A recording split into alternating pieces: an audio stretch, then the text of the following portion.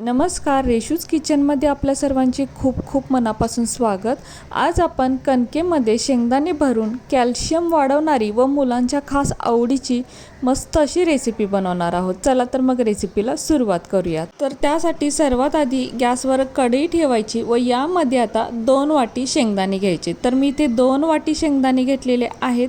तर शेंगदाणे आपल्याला अगदी मंद आचेवरती छान असे भाजून घ्यायचे आहेत। मंद आचेवरती म्हणजेच कमी गॅसवर भाजल्यामुळे काय होतं, अगदी खमंग आणि खुसखुशीत असे हे शेंगदाणे भाजले जातात व जास्त यावरती डागसुद्धा पडत नाहीत, म्हणजे ते करपतसुद्धा नाहीत व यामुळे आपली रेसिपीसुद्धा छान खुसखुशीत अशी तयार होते। आता इथे पहा, शेंगदाण्यांचा थोडासा कलर बदललेला आहे आणि शेंगदाणे परतवताना जो असा आवाज येतो ना, तो सुद्धा थोडासा बदललेला आहे, म्हणजे थोडासा खळखळ असा आवाज येतो।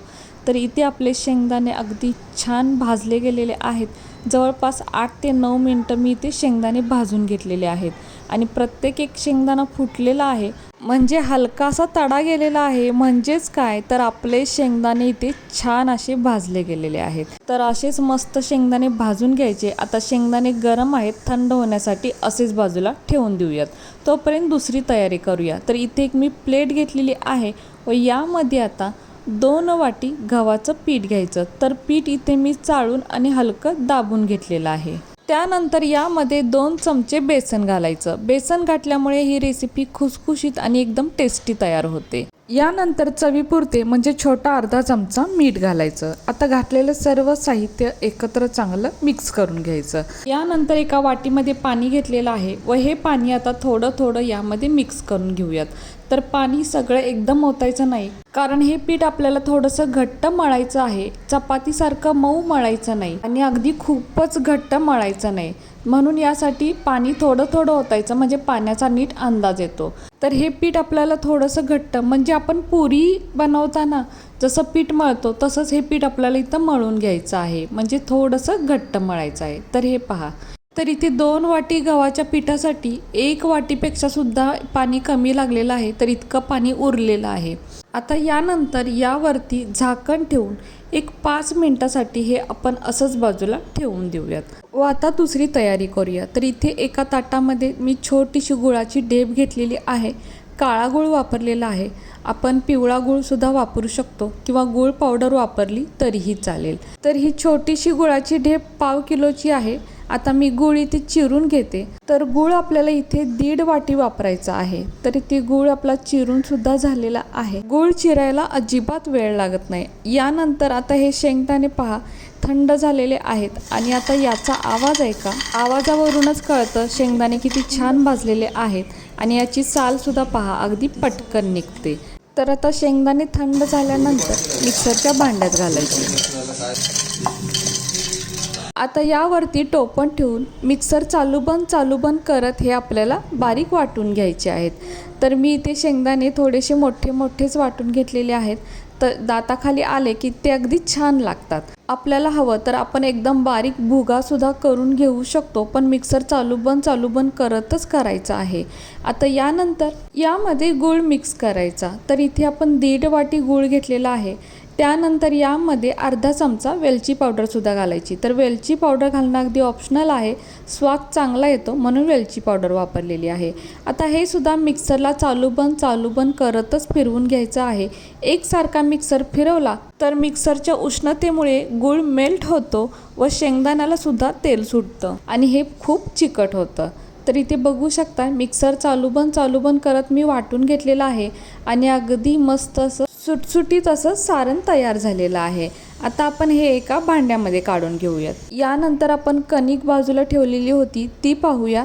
तर थोडीशी अजून घट्ट झालेली आहे। आता ही आपण एका भांड्यामध्ये काढूया। त्यानंतर इथे पोळपाट लाटणं घ्यायचं व थोडंसं गव्हाचं कोरडं पीठ सुद्धा घ्यायचं व मळून ठेवलेल्या पिठातली थोडीशी कणिक घ्यायची। तर मी अगदी लिंबापेक्षा थोडीशीच मोठी कणिक घेतलेली आहे व हातावरती गोल फिरवत गोळा करून घ्यायचा व यानंतर कोरड्या पिठामध्ये बुडवून दोन्ही हातांनी प्रेस करत याची एक खोलगट व गोल अशी वाटी बनवून घ्यायची। यामध्ये आता शेंगदाण्याचं सारण भरून घ्यायचं।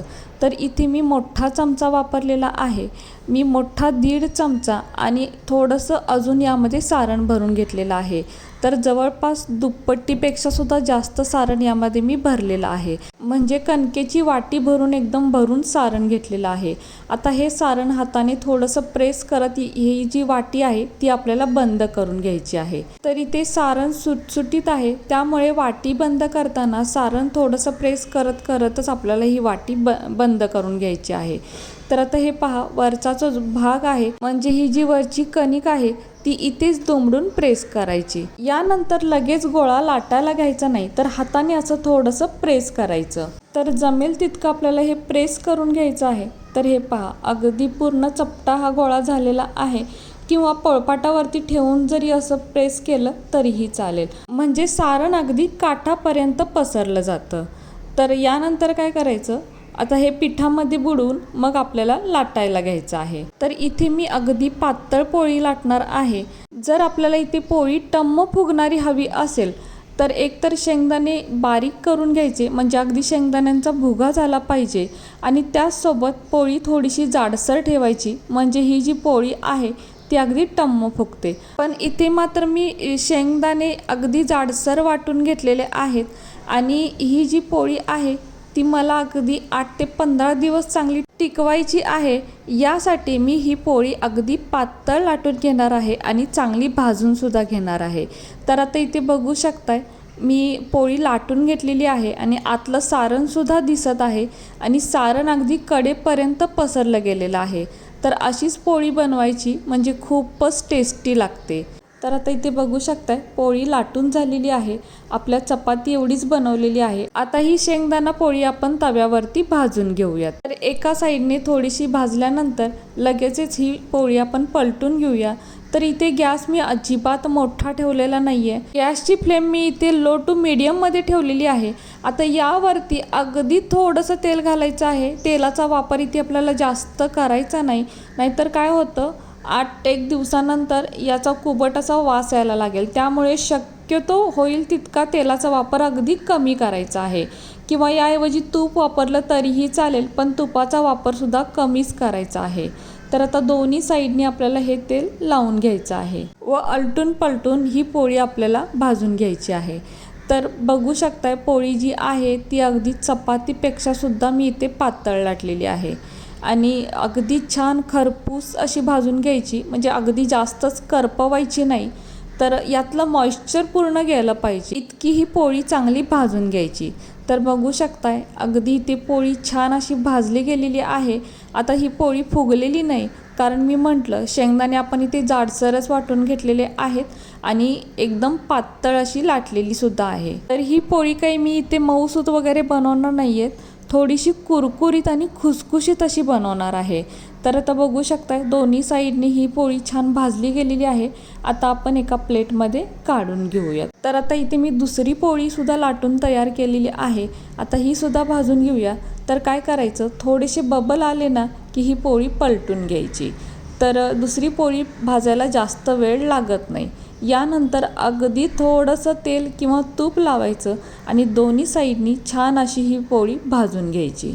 तर अगदी छान खुसखुशीत आणि कुरकुरीत अशी ही पोळी तयार होते. मुलांना काही ना काहीतरी खायला हवं असतं, तर छोट्याशा भुकेसाठी किंवा अधूनमधून काहीतरी खाण्यासाठी हा एक उत्तम पर्याय आहे, आणि खूप पौष्टिक सुद्धा आहे. कारण यामध्ये आपण जे सारण भरलेलं आहे ते शेंगदाणा आणि गुळाचं भरलेलं आहे. तर गुळ शेंगदाणे हे आपलं कॅल्शियम वाढवतात.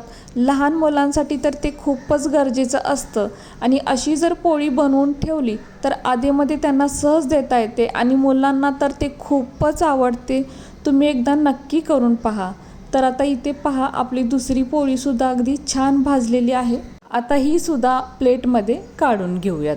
तर इथे बघू शकताय किती मस्त अशा या पोळ्या तयार झालेल्या आहेत, आणि थंड झाल्यानंतर त्या अजूनच कुरकुरीत आणि खुसखुशीत होतात. तर हे पहा, अगदी खाकरा जसा असतो ना तशा या पोळ्या तयार झालेल्या आहेत, आणि अशाच पोळ्या 8 ते 15 दिवस अगदी छान टिकतात.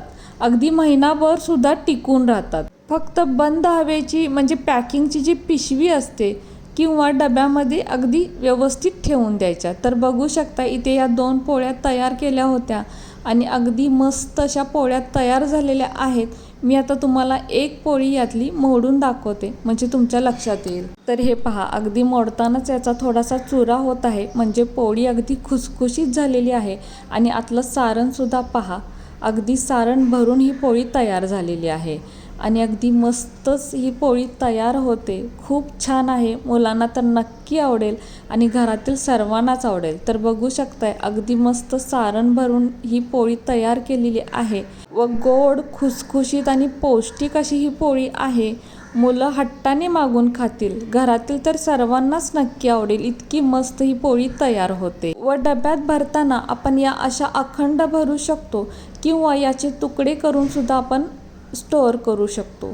तर बघू शकताय काय मस्त या पोळ्या होतात आणि खरंच खूपच छान आहे. बनवायला सुद्धा अजिबात वेळ लागत नाही व खूप साहित्य लागतं असंही काही नाही, अगदी घरच्या साहित्यातच तयार होतात आणि मस्त गोड खुसखुशीत या पोळ्या तयार होतात. तर तुम्ही एकदा नक्की करून पहा. तुम्ही एकदा खाल ना तर पुन्हा पुन्हा नक्की बनवाल, इतकी ही मस्त शेंगापोळी तयार होते आणि मुलांना तर खूपच आवडते. तर कशी वाटली तुम्हाला ही आजची रेसिपी जर तुम्हाला आवडली असेल तर आपल्या माणसांसोबत नक्की शेअर करा. आणि हो, व्हिडिओ जर तुम्हाला आवडला असेल तर प्लीज आपल्या या व्हिडिओला एक लाईक नक्कीच करा. नवीन असाल तर चॅनलला सबस्क्राईब करा, सोबत बेल आयकॉन प्रेस करा, म्हणजेच मी बनवलेले असेच नवनवीन रेसिपी सर्वात आधी तुम्हाला मिळतील. आता पुन्हा भेटू अशाच एका नवीन रेसिपीसोबत.